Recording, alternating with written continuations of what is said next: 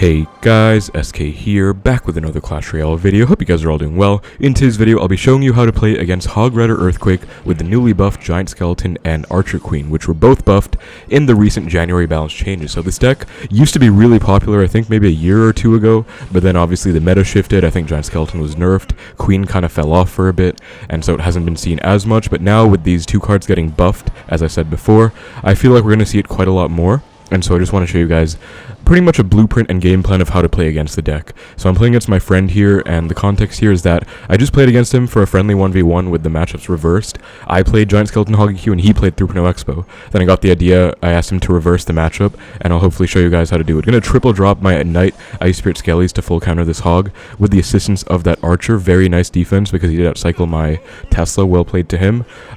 With fast enough reflexes, of course. You need to know how much is going to defend the Hog exactly, but if you're not going to log on defense, you need to like Skeletons plus Ice Spirit plus either Archers or Knight, I think. So that's why I did the triple drop right there. I am also playing Evo Archers right now. I think they are still better in 3.0 than the Evo Knight, just by a little bit though. I think you can honestly use both. They did get nerfed, but I think they're still just really good. They synergize very well with the deck. Goes for a cannon, probably just going to see an EQ log, and as you can see, like, there's not too much you can do. I'll Ice Spirit to predict maybe Skeletons, and he does get them down late, so that's going to be a mini Expo lock. Pretty nice early lead. I do like to be pretty aggressive in this matchup in single, if the time comes, so I don't like to Expo too often in this matchup. That's one thing I'll tell you guys right now, because if you just Expo spam constantly, you won't be breaking through Giant Skeleton, through Cannon, through Earthquake Log, and the Archer Queen. And also they can even just Hog Rider on your Expo, or opposite, just to pressure. So what you're going to want to do instead is opt for more of a spell cycle approach, as I'll try and show you guys in this game, and just try and fully defend. I want to Expo right now, but I don't think it's worth it, because he has a Giant Skeleton. That's going to be a free defense on my Expo, so I'm just going to let it go, and split my Evo Archers instead. I think that's a much better course of action. Ice Spirit, the bridge, and center Teslas, or rather high Teslas pre-planted, are another huge cornerstone of how to play this matchup as the Expo player. I am going to go for that quite a lot, as you'll see as well, and there are a few reasons for that. Number one is because it's the anti-EQ placement. It's going to help against Earthquake where he can't hit the tower, and the Tesla with an Earthquake. Number two, they do like to outcycle you in this matchup, so I do like to just pre-place a Tesla, as you can see right now.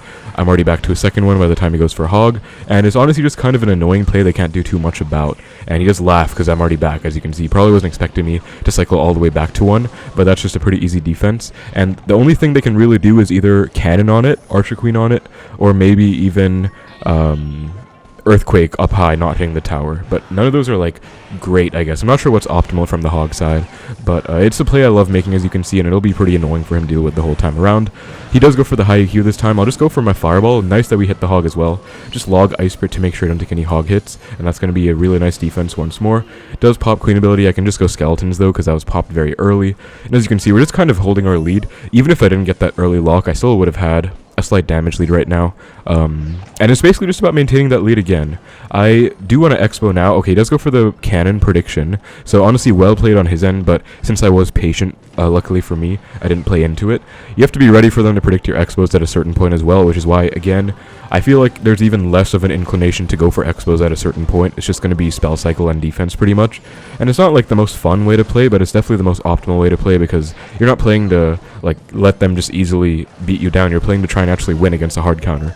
So I'm going to Tesla. I misplaced it by one, but I don't think he'll notice. I'll just Ice Spirit to freeze everything. That's going to full defend. He does realize he can hit the tower and Tesla, so I'll have to go Skellies late and log. Very important, guys, when you go Skeletons like that, make sure all 3 Earthquake ticks come down. If you go Skeletons too early, it'll die to the Earthquake in one go, and you will probably take a Hog hit. So I'll X1 out of pressure. Don't know if it's the best play, but I just kind of want to pressure and force stuff out. And eventually I can probably just start fireballing his towers, especially if he starts earthquaking mine. So another big benefit of going Expo opposite in this matchup is not even to get a lock, it's just to force out an earthquake in the lane they don't want to go for the earthquake in. As you can see, he had to earthquake, which he didn't want to do, and that's just going to mean he doesn't have an earthquake in cycle right now. So he does just naked EQ the tower. I'll actually just naked fireball back as he goes for prediction cannon. Like, well played again, but I think I'm pretty much done with Expos now. It's just going to be full defense for the rest of the match. So I'll stack my Archers. Knight. Stacked Archers are very nice too, by the way. They do die to Earthquake Log, but otherwise they're pretty good. And I'll just go for my low Tesla because he did EQ, which means he can't really get back to one too soon. Okay, I'm a bit nervous of this Hog, so I'll actually just Expo to pull it into the Tesla. Normally I just push it with a cycle card, but I don't want to miss anything. and I'll just Fireball Tower once more. Log on defense, that's going to be a very nice win again. Against Hog Rider Earthquake, as you saw, I got a nice early, small little lock in single, and then I was pretty much just able to control the pace of the game by going for those pre-tussles up high, playing pretty defensively, Xbowing only at the right time, so mainly when he just cycles a Giant Skeleton if he ever does. Sometimes if he cycles a Queen later, but usually you don't even want to do that. Now I'll show you guys the reverse matchup from my side. I don't know why I'll be showing this to Hog players, but this is pretty much how you want to play from Hog Rider's side, because I really don't like this matchup, and so I am pretty familiar with it, I'd say. And since I gave a bunch of tips for Xbow's side, now I'll just show you like how the Hog player is meant to play and how it's such a bad matchup. And also maybe I can point out some mistakes that my friend made as he was playing Xbow. At the end, I'll show you guys a double speed replay of the same first match we played and just go over some final tips just to remind you. So as you can see, I go for this cannon that's super annoying. You can't do anything about it.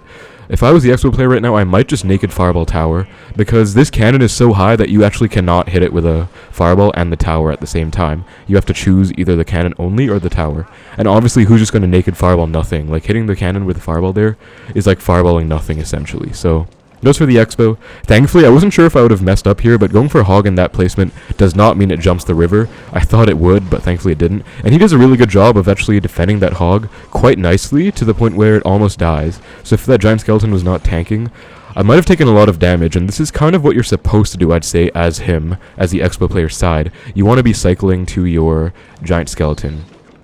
Or rather, you want to be, well, I don't know why I said that as an Xbow player, but yeah, as you can see, you want to be applying pressure in single and just trying to break through, because I did that against him. I got a small damage lead, and that just let me be comfortable with the pace of the match for the rest of the game, of course. And as you can see, he's again just trying to protect his Xbow. This time I think he messed up by going Knight, though, because Giant Skeleton doesn't even cross the bridge. I can just log this, and I think I take a Hog hit here.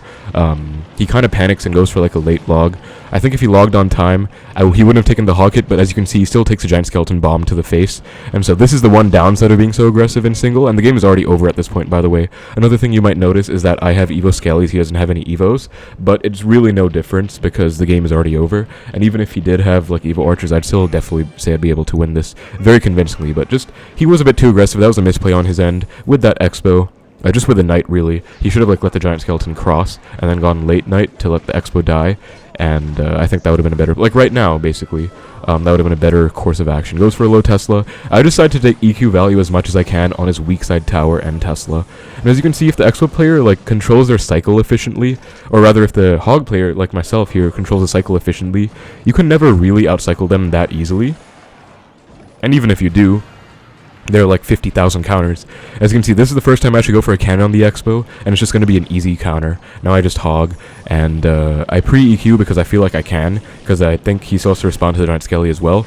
I don't always recommend wasting an EQ like that, but I'm already one card off a Hog, so I don't really feel too bad about it. I just log and cycle back, or rather one card off a Giant Skeleton. I keep making mistakes in my commentary, but yeah, just Giant Skelly, as you can see, it's just such an annoying card. You just go for it on every Xbow and you can't break through at all. He goes for a pretty interesting Tesla. I don't want to say it's a great Tesla, because it does just give a ton of EQ value, but it did, like, it was an option, I guess. And as you can see, I don't even have Evo Skellies right now. Like, I didn't use them the whole time. I was kind of waiting to get a good time to use them, I guess, but I really did not need them. Now I finally go for them because I'm like, okay, I need to stall while cycling back to my Giant Skelly, and I decide to go for my Queen ability just to keep her alive and force a response out on the other side. I believe she actually gets a hit right now, so keeping Queen alive does actually pay off in this matchup. And just late EQ. Now I'm down Elixir. He finally has me in a pretty bad spot. I pre-cannon to predict, but he does go for a nice Xbow and pre-log.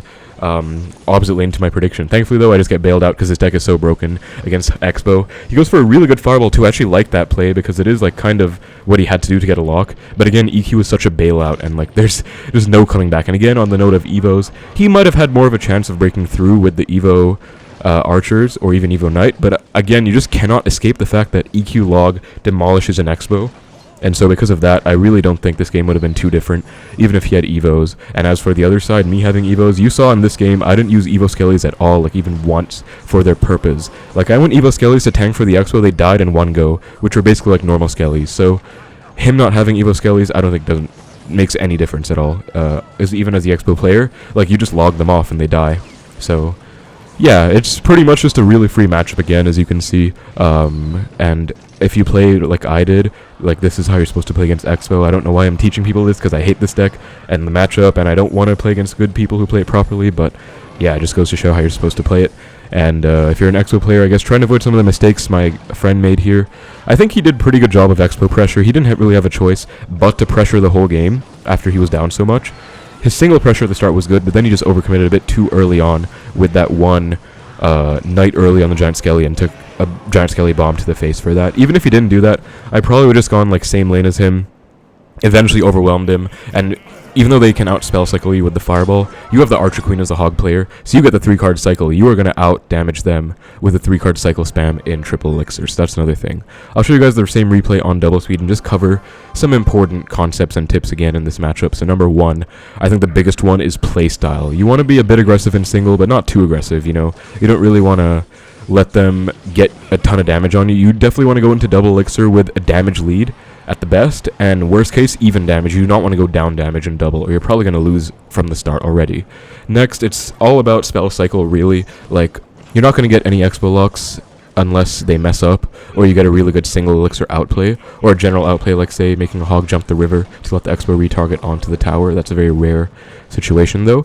Or maybe you can get something going with your Evo Archers, I guess, but it's still going to be kind of rare, so. Pressure at the right times, like when you've outcycled the Giant Skeleton, usually.